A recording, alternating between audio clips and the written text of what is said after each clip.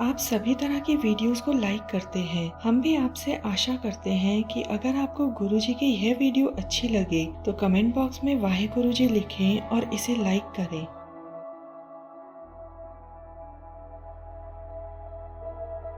Baghdad में पीर दस्तगीर नामक एक पीर रहते थे। वह अपने महल में गहरी सोच में डूबे रहते। एक दिन उनकी बेगम ने उनसे कारण पूछा तो उन्होंने बताया कि कुछ अनसुलझी पहेलियां उनके मन को विचलित कर रही थी और वह नहीं जानते थे कि यह कब सुलझेगी या उनके साथ ही दफन हो जाएगी। इसी दौरान गुरु नानक देव जी मक्का मदीना की यात्रा के बाद बगदाद पहुँचे।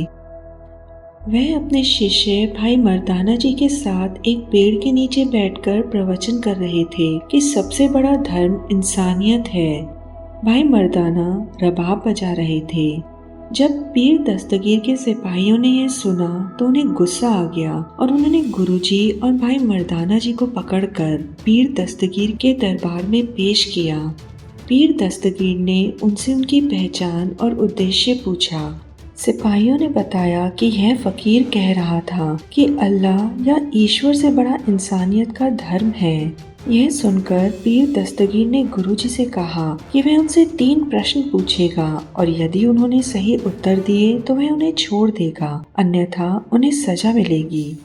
पीर दस्तगीर ने गुरुजी से प्रश्न पूछना शुरू किया। उनका पहला प्रश्न था, खुदा को किसने बनाया? इस पर गुरुजी ने पीर दस्तगीर से उसकी सारी दौलत मंगवाने के लिए कहा। पीर दस्तगीर को यह सुनकर आश्चर्य हुआ, लेकिन प्रश्नों के उत्तर जानने की जिज्ञासा में उसने अपनी दौलत मंगवा ली। इसके बाद गुरुजी ने उसे सिक्कों की पोटलियां गिनने के लिए कहा। पीर दस्तगीर गिनने लगा, 1, 2, 3। गुरुजी ने उसे बीच में ही रोक दिया और कहा कि वह गिनती सही नहीं कर रहा और उसे दोबारा गिनना चाहिए।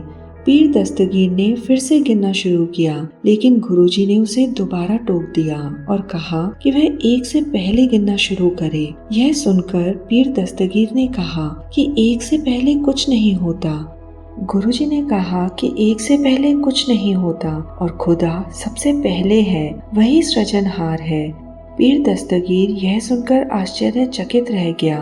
पीर दस्तगीर का दूसरा प्रश्न था कि खुदा कहाँ रहता है। गुरुजी ने एक दूध से भरा कटोरा मंगवाया और पीर दस्तगीर से उसमें क्या दिखाई दे रहा है यह पूछा। पीर दस्तगीर ने उत्तर दिया कि उसमें दूध है। इसके बाद गुरुजी ने उससे पूछा कि क्या उसमें मक्खन भी है। पीर दस्तगीर ने उत्तर दिया कि हाँ, मक्खन तो है लेकिन दिखाई नहीं देता। गुरुजी ने समझाया कि जिस प्रकार दूध में हर जगह मक्खन होता है लेकिन उसे देखने के लिए मेहनत करनी पड़ती है, उसी तरह खुदा भी इस सृष्टि के कण कण में विद्यमान है लेकिन उसे देखने के लिए आत्मज्ञान की आवश्यकता होती है। यह सुनकर पीर दस्तगीर विचार मग्न हो गया। उसका तीसरा प्रश्न था कि खुदा क्या करता है। गुरुजी ने कहा कि जब कोई किसी को ज्ञान दे रहा होता है तो वह उसका गुरु होता है, लेकिन पीर दस्तगीर अपने गुरु के सामने सिंहासन पर बैठा था जबकि गुरु उसके सामने खड़े थे। उन्होंने इसे अनादर बताया। यह सुनकर पीर दस्तगीर तुरंत सिंहासन से उतर आया और गुरुजी से अनुरोध किया कि वह उसकी जगह पर बैठें। गुरुजी सिंहासन पर बैठ गए। कुछ देर बाद पीर दस्तगीर ने अधीरता से अपने तीसरे प्रश्न का उत्तर मांगा।